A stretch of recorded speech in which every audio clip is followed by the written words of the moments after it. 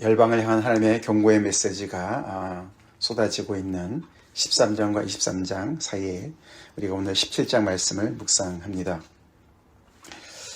13장부터 시작된 열방을 향한 그런 하나님의 메시지가 우리가 순서를 잠깐 살펴본다면 바벨론에게 가장 먼저 임했고, 그 다음은 아수르, 간략하게 나왔지만 아수르에게 하나님의 그 모든 계획과 경영이 이루어지는 그런 말씀, 그 다음에 블레셋, 그 다음에 모압, 우리가 어저께 모압을 봤습니다.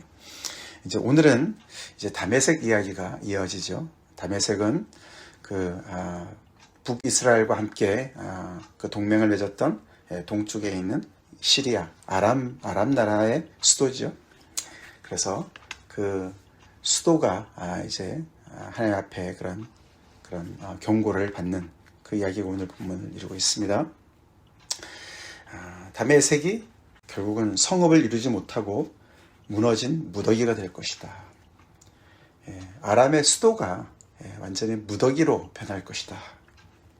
그리고 그 땅에 양무리를 치는 곳이 될 것이고, 양을 놀라게 할 사람들이 없을 것이다.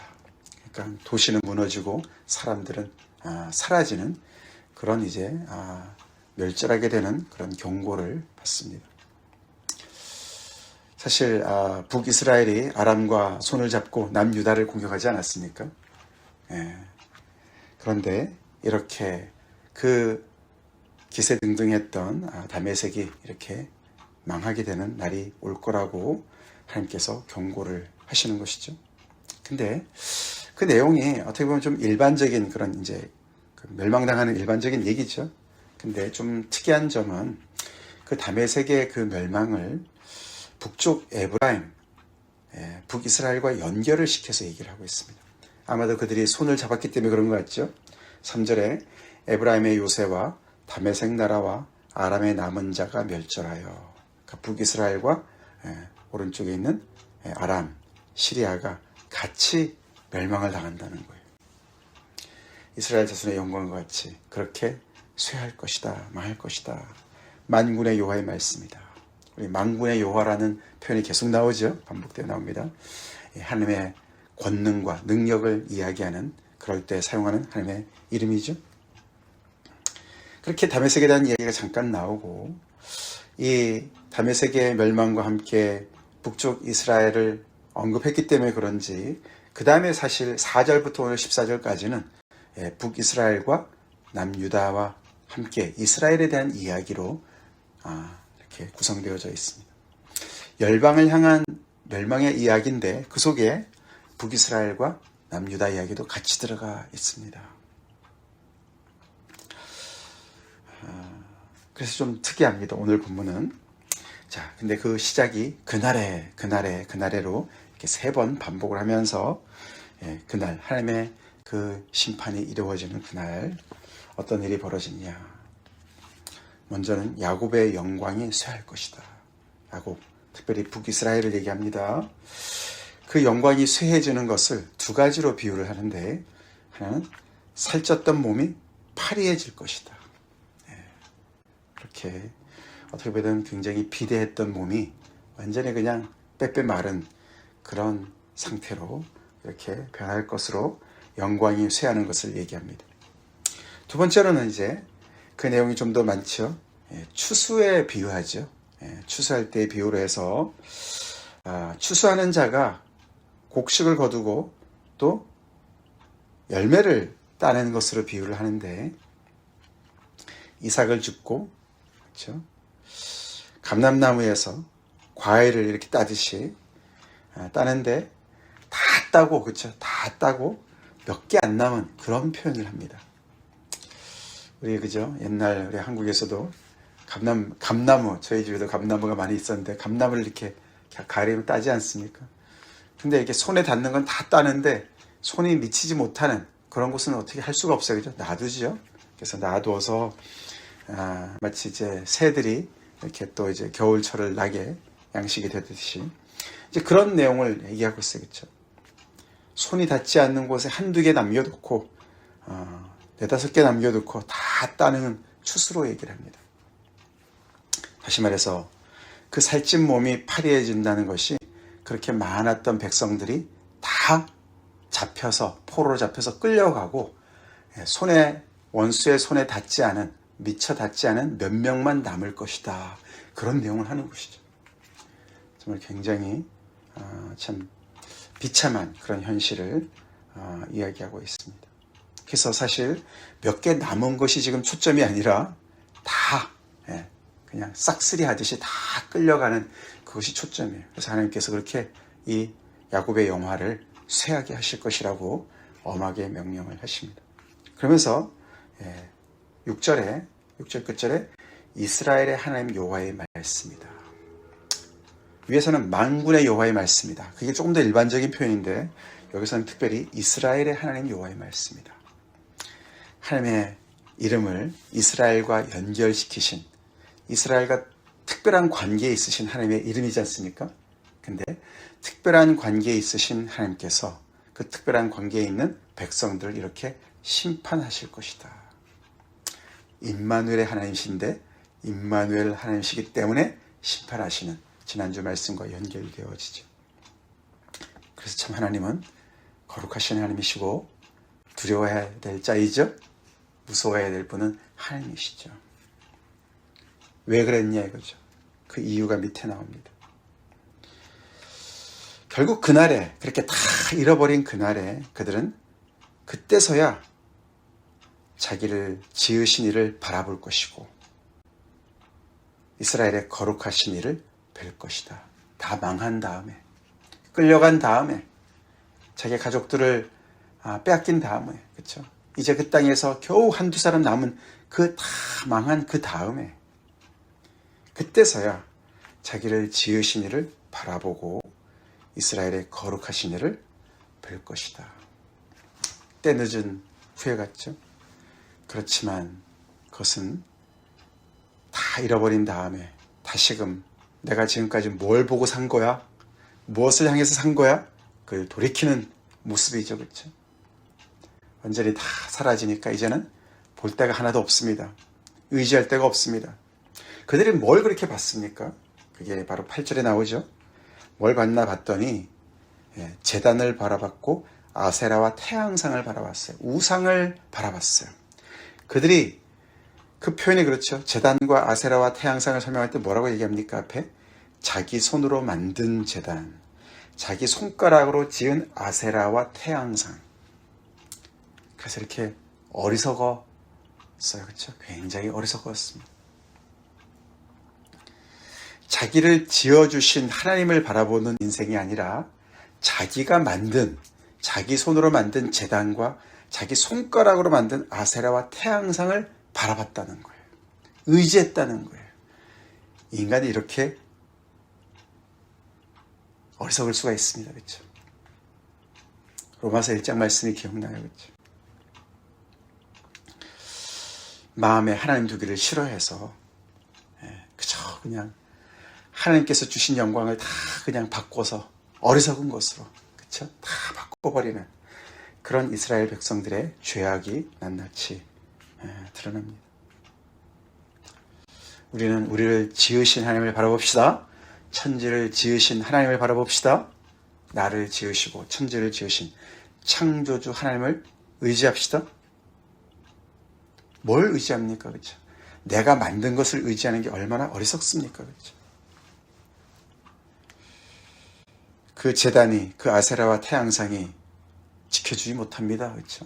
하나님의 심판이 임할 때 지켜주지 못합니다. 추수하는 자가 쳐들어와서 다 빼앗아 갈 때, 백성들 다 끌고 갈 때 그들을 지켜주지 못합니다.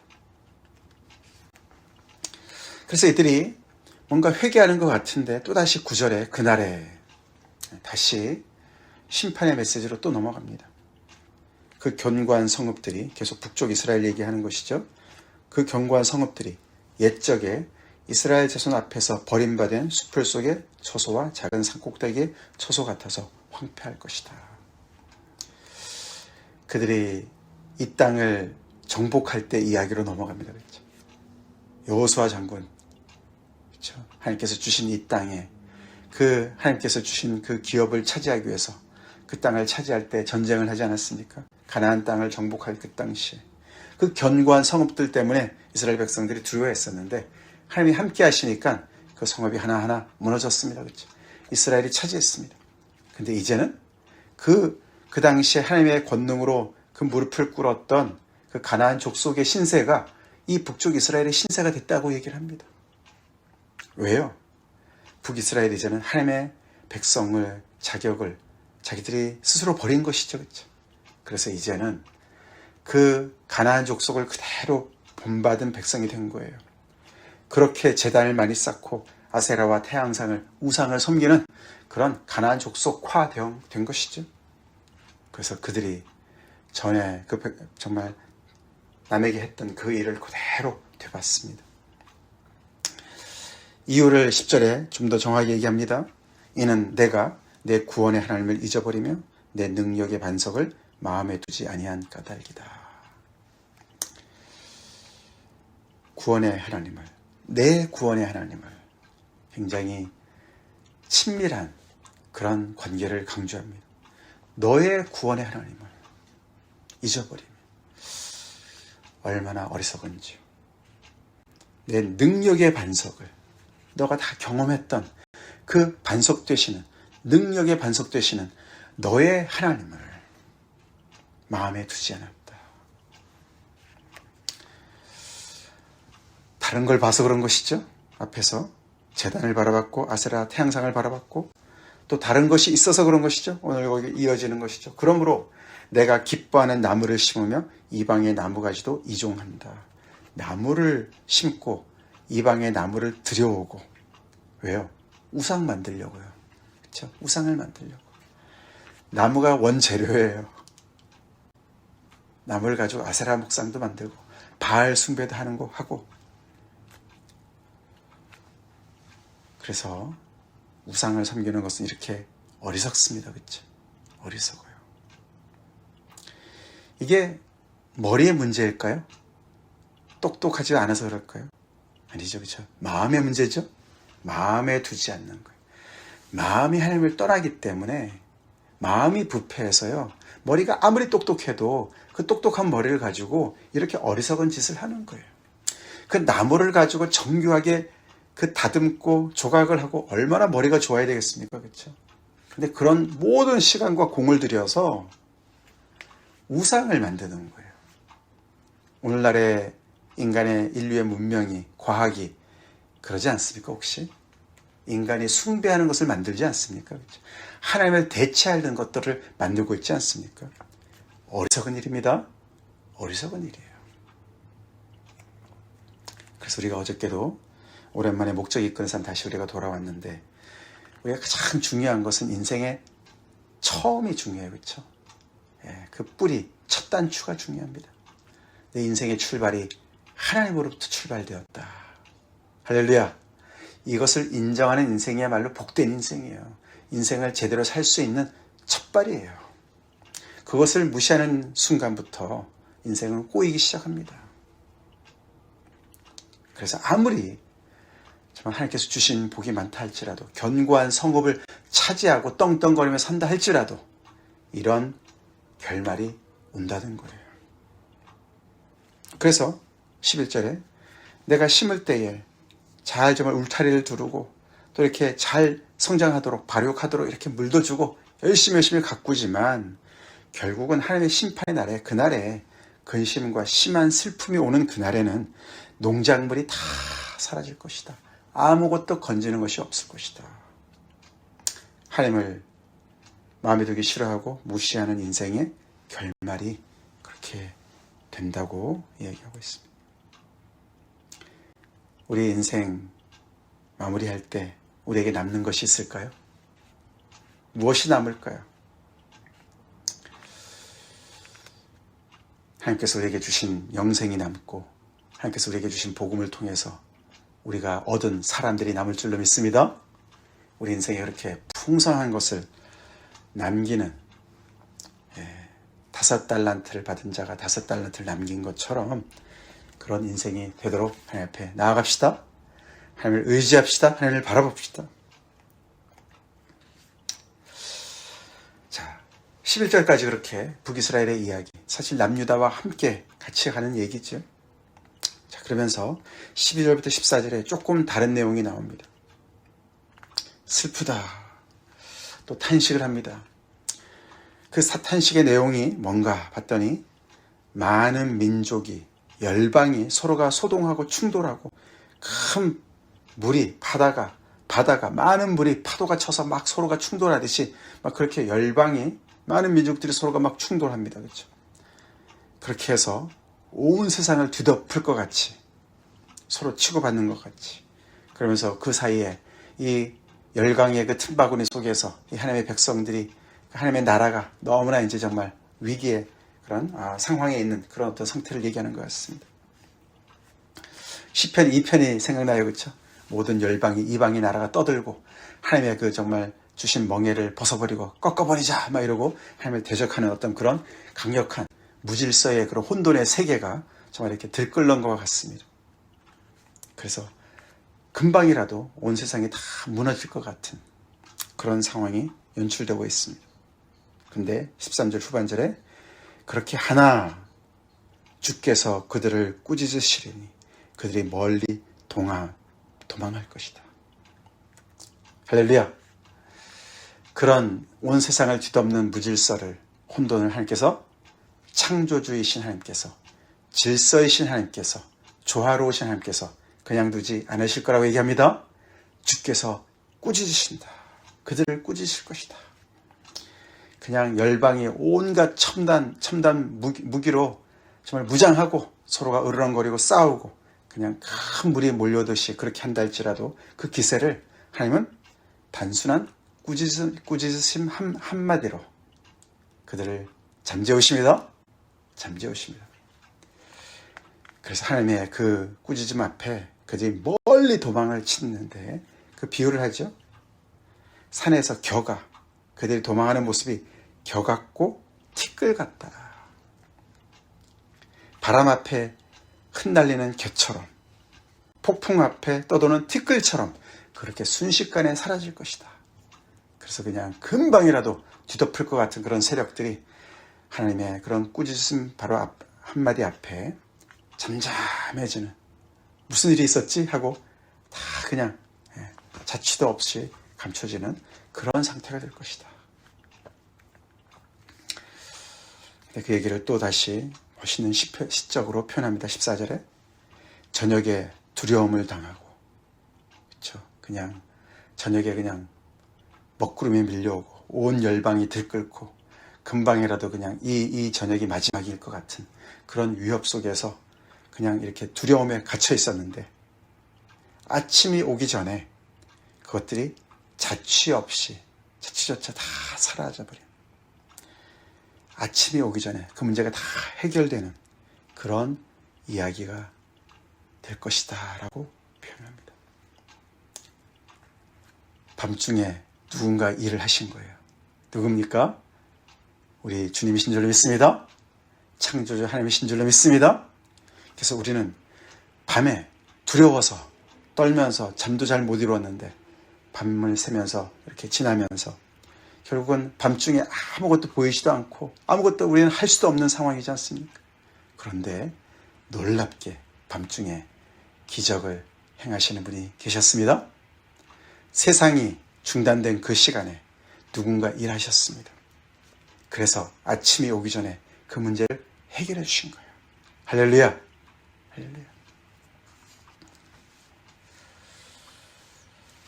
폭풍을 잠재우시고 열방의 소동을 잠재우시고 우리의 두려움을 거두어 가신 그런 하나님의 놀라우신 역사를 기록합니다. 시적으로 표현합니다. 이는 우리를 노력한 자들의 몫이요 우리를 강탈한 자들의 보응이다. 그런 하나님의 새로우심의 그 역사를 다 경험하는 건 아니에요. 그렇죠? 여기 우리라고 표현하고 있습니다. 그렇죠? 그런 열방 가운데 시달림을 받았던, 괴로움을 받았던 하나님의 백성들이죠. 그 반대는 누가 있습니까? 노력한 자들이 있고 강탈한 자들이 있어요. 괴롭히는 자들이 있어요. 그들은 하나님의 심판을 받는 것이 그들의 몫이고 그들의 보응이 될 것이다.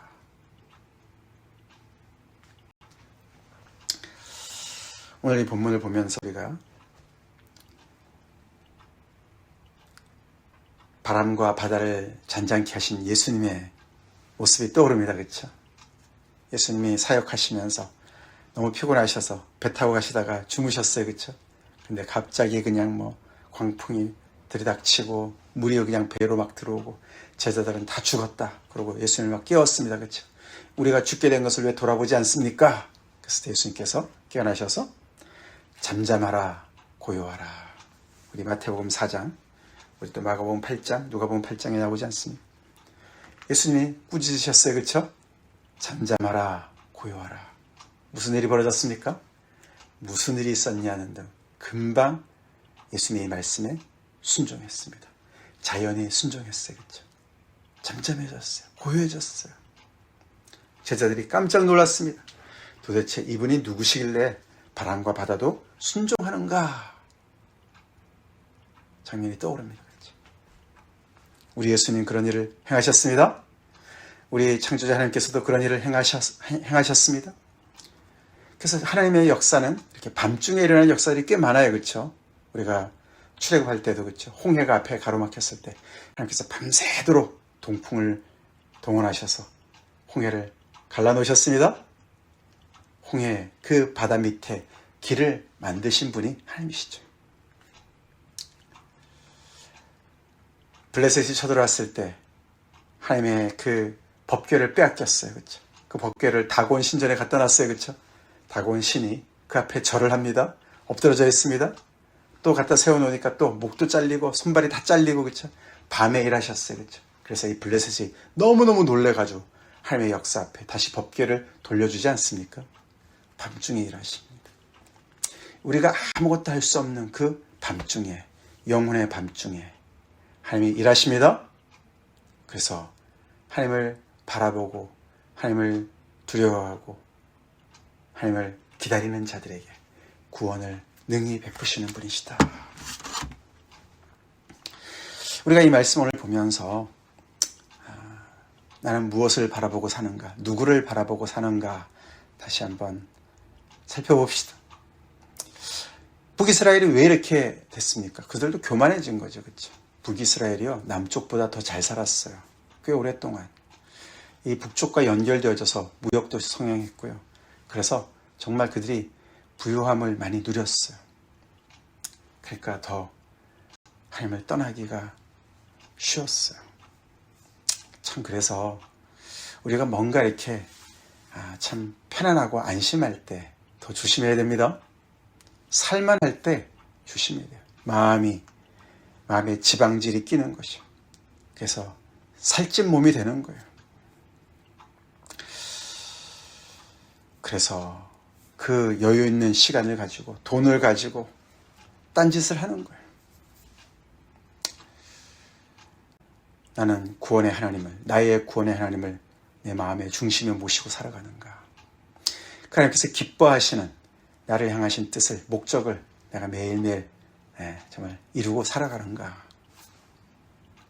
하나님 앞에 돌아보고, 또 우리가 혹시라도 내가 밤중에 지금 두려움에 갇혀있는 그런 상황에 처해 있습니까? 내가 할 수 있는 것이 하나도 없고 정말 절망이 앞에 꽉 나를 막고 있는 것 같은 상황이 있습니까? 아침이 오기 전에 일하시는 하나님을 바라봅시다. 우리 시편 30편 5절에 이런 말씀이 나오죠.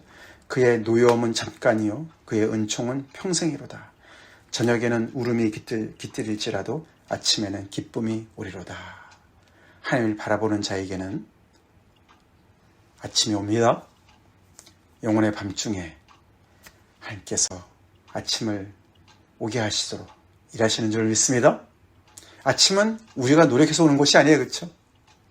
지구가 자전과 공전을 통해서 우리에게 아침을 선사하는데 그것은 결국 하나님이 일하시는 것과 연결되어지는 것이죠. 우리 스스로가 아침을 만들 수가 없습니다. 기다릴 수밖에 없어요. 파수꾼이 아침을 기다리는 것 같이 기다리는 수밖에 없어요. 하나님을 바라보면서 기다립시다. 하나님을 기대하면서 기다립시다. 다 같이 기도하겠습니다. 하나님 감사합니다. 계속되는 또 이사야서 말씀을 통해서 다메섹이 또 북이스라엘이 하나님의 엄중한 경고의 말씀을 듣는 것을 봅니다. 저희 또한 그 말씀을 받습니다.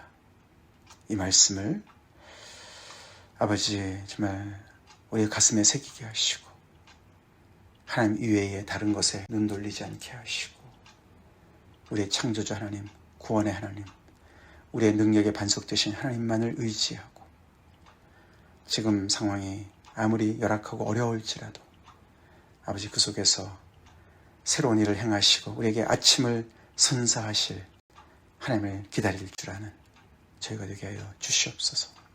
세상이 흉흉하고 악이 횡행하고 주님 여러 가지로 불안한 그런 상황에 있지만 저희들 항상 마음의 중심에 하나님을 경외하며 하나님의 자녀로서 하나님 나라의 백성으로서 우리가 마땅히 해야 될 일에만 아버지 하나님에 집중하고 아버지 매진하는 저희가 되게 하시고 아버지 밤중이라 아무것도 할 수 없는 그런 상황이 우리에게 있을 때 아버지 하나님께 맡기고 하나님을 기다리며 단잠을 자는 저희가 되게 하여 주시옵소서.